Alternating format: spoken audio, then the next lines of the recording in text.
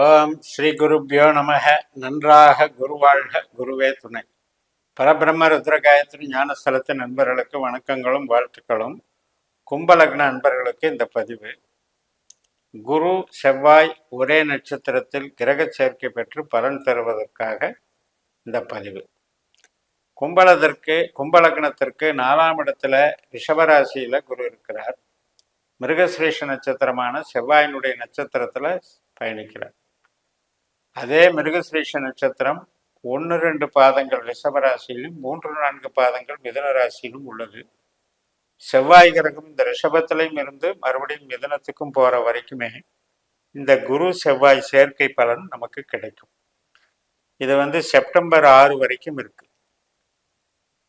August 20 தொடங்கினது, September 6 வரைக்கும் 18 நாட்களுக்கு இருக்கு. இப்போ இந்த குரு யாரு அப்படின்னா, நம்ம லக்னத்துக்கு 2ஆம் இடமான பேச்சு, கையிருப்பு, பணம், குடும்பம், ஆபரணங்கள் சேர்க்கை, நம்முடைய வாக்கு சாதுரியம் எல்லாத்தையும் குறிக்கிறது.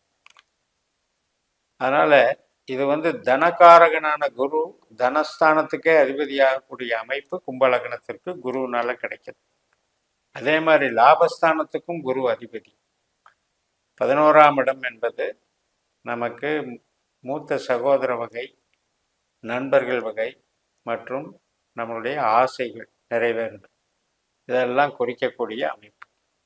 அப்படிப்பட்ட 2 தனசு ஆதாயமுள்ள ஸ்தானத்துக்கு உண்டான குரு செவ்வாயினுடைய நட்சத்திரத்துல 4ஆம் இடத்துல போறது மேஷராசியை பலப்படுத்துற மாதிரி இருக்கு. மேஷராசி நம்ம லக்னத்திற்கு 3ஆம் இடம். அப்ப செவ்வாய் நட்சத்திரமும் கும்பத்துல இருக்கு, மிதனத்துல இருக்கு, துலாத்துல இருக்கு. 1, 5, 9 கான்செப்ட்ல இருக்கு. அந்த 3ஆம் இடம் என்பது இதுக்கு சப்போர்ட் பண்ற மாதிரியான இடம் தான் இந்த மேஷராசி.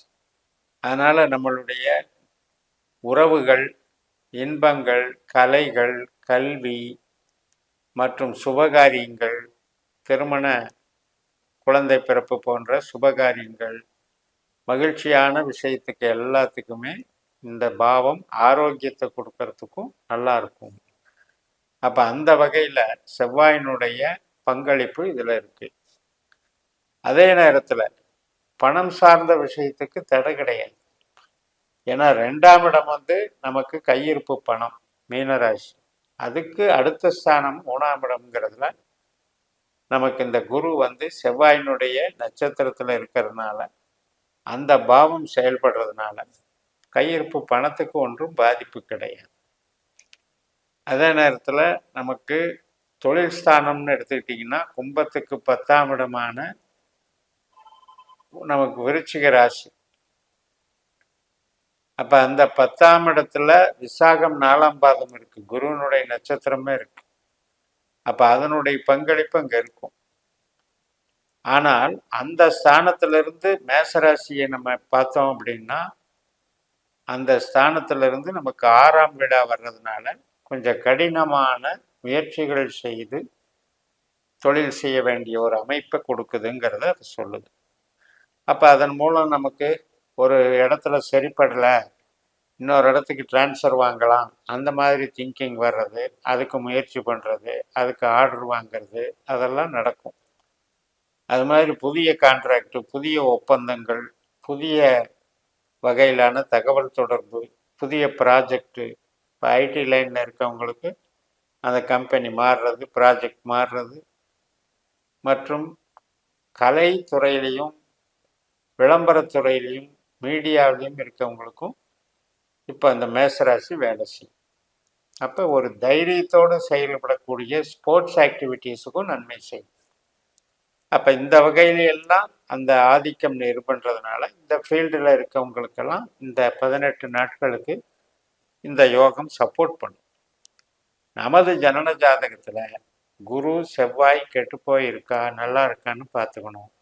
எந்த பாவத்தை இயக்கக்கூடிய அதிகாரிகள்னு பார்க்கணும். அதுக்கு நம்ம நட்சத்திர சூத்திர முறைப்படி நம்ம ஜனன ஜாதகத்தை கணிக்கும் போது 12 பாவத்திற்கும் உபநட்சத்திரங்கள் அப்படிங்கிறத கண்டுபிடிச்சு எடுக்கணும்.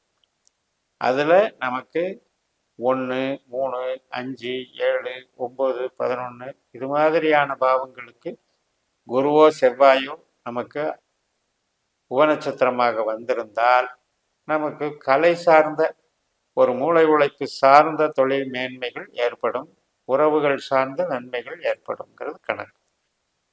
அது இல்லாமல் 2ஆம் இடம், 4ஆம் இடம், 6ஆம் இடம், 10ஆம் பாவத்துக்கு உபநட்சத்திரமாக இந்த 2 கிரகங்கள் வந்திருந்தால் செல்வாக்கு, பணப்புழக்கம், உற்பத்தி சார்ந்த தொழில் மேன்மைகள், ட்ரேடிங் லைனில் வளர்ச்சி இதையெல்லாம் ஏற்படும். இது நம்ம ஜாதகத்தோடு ஒப்பிட்டு பார்க்கக்கூடிய முறை. இப்போ ஜென்ரலாக கான்செப்ட் எடுக்கும்போது அது எந்த இதில் நம்ம போய் வேலை பார்த்துக்கிட்டு இருந்தால் கூட இடமாற்றம் என்பது அது எல்லாருக்கும் பொதுவானது. இப்போ அது மாதிரி ஒரு இன்டர்னல் சேஞ்ச் நடக்கிறதோ அல்லது வேற கம்பெனிக்கு மாறுவதோ அதுக்கு உண்டானது. சில பேருக்கு இடம் விற்கிறது, வீடு விற்கிறது, வீடு மாறுறது, வாடகை வீடு மாற்றி போய் குடி போகிறது, இது மாதிரி சில வேலைகளும் அது செய்யும். நம்ம லக்னத்திற்கு 3ஆம் இடம் என்பது சிறு சிறு பிரயாணங்களை கூட குறிக்கும். இந்த காலகட்டத்தில் ஒரு ஆன் டியூட்டிக்காக பிரயாணம் போகிறது அல்லது ஒரு புது முயற்சிக்காக ஒருத்தரை சந்திக்கிறதுக்காக பிரயாணம் போகிறது, இதுக்கெல்லாம் இது பண்ணும். அதே மாதிரி அக்ரிமெண்ட் போடுறதுக்கு ஹெல்ப் பண்ணும்.